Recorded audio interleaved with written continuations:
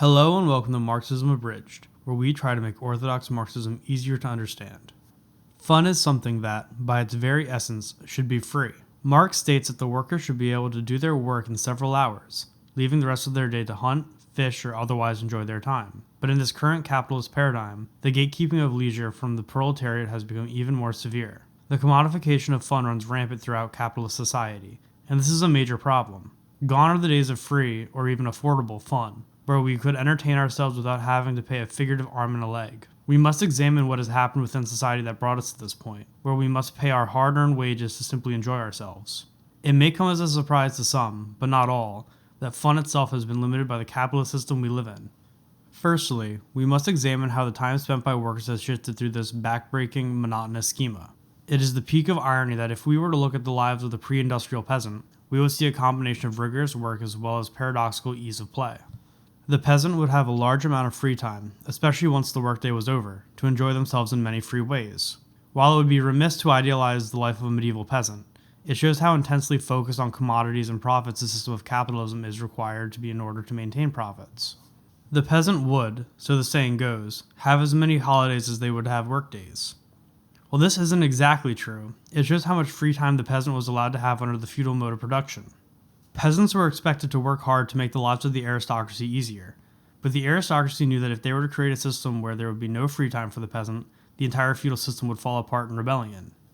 This, however, was not due to the charitable nature of the aristocracy. The nobles of Europe knew that, along with the very obvious reason that backbreaking work would simply kill the serfs, that the allowance of fun would provide distractions and diversions for the peasant, which would give the illusion of freedom. Fun is, for all intents and purposes, a distraction from the pain felt through work. Work itself, especially work done to profit someone else and not society as a whole, including the workers themselves, tends to require some variety of punishment in order to see it done. This punishment came in the form of taxes and literal imprisonment, where the peasant would be forced to work, else they would become destitute and confined to the dungeon, where they would rot away until they were convinced that their work must be done. This isn't even to mention the torture often involved, simply because a worker would want a break from the work they were forced to do. This system of punishment was broken up, however, by the very real implementation of cultural rest periods, or the siesta, which was a Catholic practice that was lost during the conversion of much of Europe to the Protestant persuasion. Siestas were, and still are, popular in much of the Catholic world, but they are fading fast, as the modern capitalist system forces workers to sacrifice their, quite literal, God-given rest in the name of making larger profits for their corporate overlords. The tendency of profits to fall over time requires capitalist firms to squeeze their workers for even more productivity, to the point where any sort of rest is intolerable. Even in Spain, the origin and bastion of the siesta, the practice is dying out in favor of the minimal lunch break. With the advent of Protestantism, and further, the bourgeois revolutions, the concept of the God-given break has gone to the wayside. No longer would the peasant be allowed to spend an hour or two napping to break up the monotony of work. Now they were expected to work through the day to fulfill their new god's desire for more profits. Calvinism, and in turn, the rest of the Protestant varieties, would put emphasis on the godly work ethic in service of the worldly masters. It should be noted that the word boss comes from the Dutch word for master, which would put to an end the sanctioned rest, something that was now sinful idleness.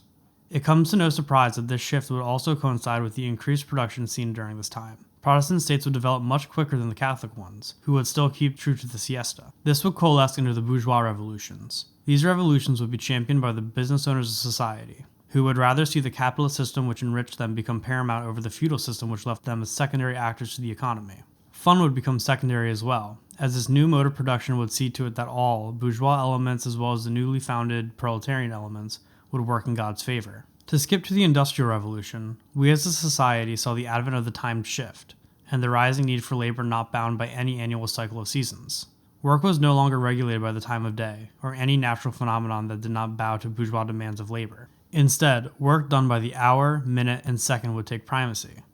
The shift clock would all but destroy the concept of free time, where the worker was expected to work, to the very second, the entire waking day.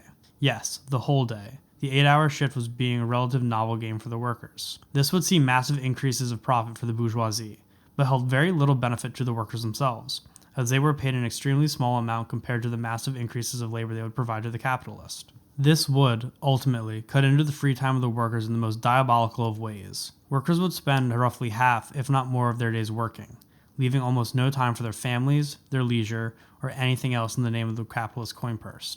It was in replication of the feudal system that breaks and leisure time were added back into the day of the worker. But this was not something that many capitalists took as a good thing. Many robber barons would decry this lessening of time worked as detrimental to their bottom line, begrudging the worker their small moments of unprofitable idleness. They fought against this development with tooth and nail. But, in the slow crawl of progressive liberalism which held back the biting threat of socialism, the workdays would be shortened.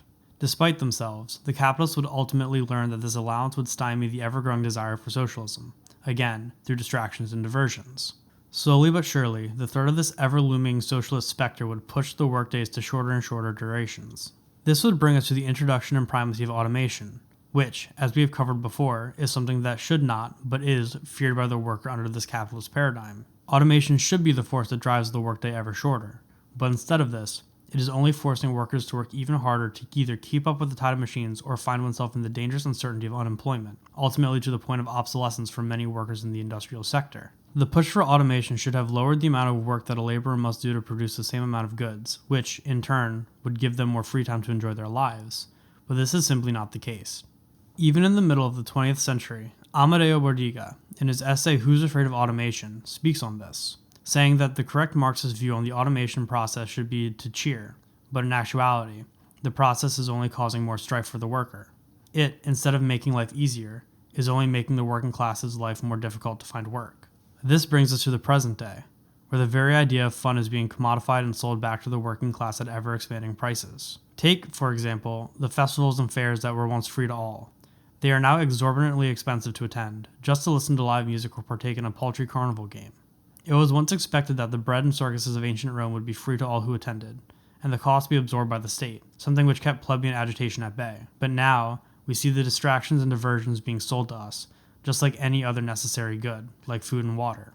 Another example of this would be the ever-present video game, which were once easily affordable for all, at the price of $1 to play in a communal space, where people would meet and enjoy themselves together. Now we see the video game cost upwards of an entire day's, if not more, worth of wages for many, and many of these public spaces either shut down or heavily policed to deliberately prevent younger people from enjoying them. Not only this, but the very idea of paying even more for deluxe editions and other small perks, from cosmetic skins to pay-to-win abilities, is now the norm as capitalist game studios have striven to perfect the drip-feed extraction of workers' money through live service games. We must also speak on the third space, or a place where people would meet to socialize and enjoy themselves in a low-cost way. These spaces have evaporated from society, leaving only empty malls, arcades, and other places where people once met to have fun. The third space is now but only a pipe dream, with cheap, no, expensive ghosts to take their place. We see events built for the community that cost hundreds, if not thousands in rare cases, of dollars to attend. Take the humble block party, for example. They have all but disappeared from the American cultural geist, replaced by almost nothing, besides perhaps the useless and counterproductive attempts at fusing activism with fun, such as the numerous protests we've seen against the current Trump regime. In the end, we will prevail, and fun will once again be in the hands of the people. It would be all for naught if communism was without the circuses and festivals we as humans are accustomed to. Every distraction and diversion present in the human past will be available under a workers' regime, and we welcome it with open arms. It would be a useless endeavor if communism was to be boring, or worse, filled solely with work. It might be the call of many of capitalism's supporters that socialism has been nothing but a bore, but we will fight against this. We will bring joy back to the world, one festival and fair at a time. This has been Marxism Abridged. Thank you for listening.